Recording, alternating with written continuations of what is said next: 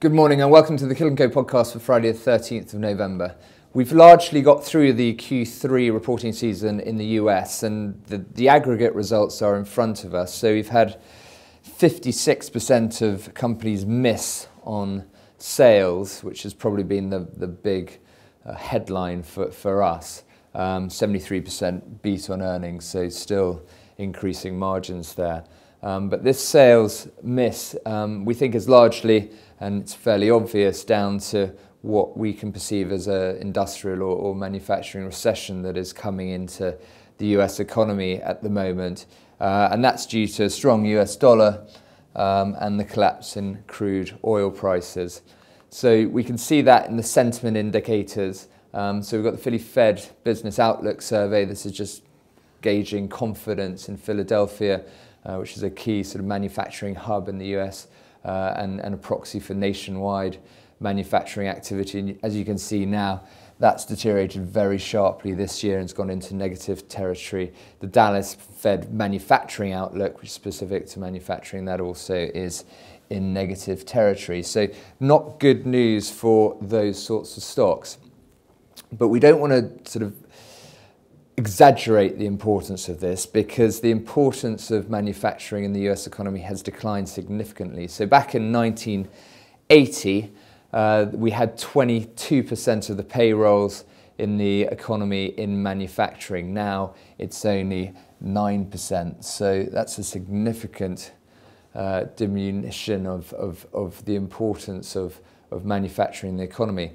And if we look at the non-farm payrolls that we had last Friday after the podcast, which were extremely strong, we've seen average hourly wages starting to pick up quite rapidly. And this is a really important move through a previous range in average hourly wages. So that came in ahead of expectations at 2.5% increase year on year versus 2.3 last month. So that's where we're focusing in terms of our efforts in finding new ideas, and that is probably quite a big theme for us at the moment, because we feel there's a sort of fundamental difference in this cycle. So here we've got two charts. The first one is US personal income versus the Fed funds rate. So typically these charts follow each other pretty closely. And at the moment, we've got quite a big difference between personal income, which has risen quite substantially, and the Fed funds rate, which remains nailed to the floor and probably will change in December. But nonetheless, we feel that's going to rise pretty slowly because of the global unsynchronized economic situation. Here, you've also got nominal GDP, which again has recovered, but we haven't seen any recovery or raise in the Fed funds rate. So obviously, this is going to change in December, the market is expecting. But as we say, we think that trajectory of interest rate rises is going to be probably slower than the income rises that we see coming through. So that leads us into sectors like retailing. And next week, we've got L Brands reporting. This is a really interesting stock because it's got a number of attributes that we find relevant to the circumstances that we're in at the moment. So they are a big beneficiary of higher real income, and they've been very skilled at delivering their product through digital, and their digital proposition is extremely strong. They've got a very strong global brand, but their sales are still predominantly in their home markets, which are the US and Canada. So great expansion and opportunities for that business. They're also linked to this health awareness theme and the increase of activewear moving into sort of more mainstream fashion. We see that continuing in quite a strong vein.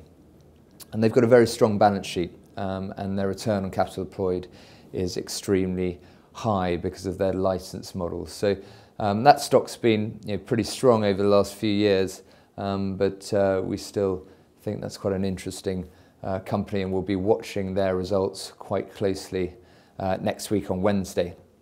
So, as I say, the reporting season is now calming down. In terms of Killik stocks, we've got very little. We've got Samsung on Monday. Other ones to watch out for, British Land and EasyJet will be interesting on Tuesday. On Wednesday, as so you've got L Brands, got Avon Rubber, which has been a stock in the smaller company portfolios in the past. We've got Centrica, Johnson Matthey, Royal Mail, Electro Components on Thursday. Will be very interesting. That's probably about it.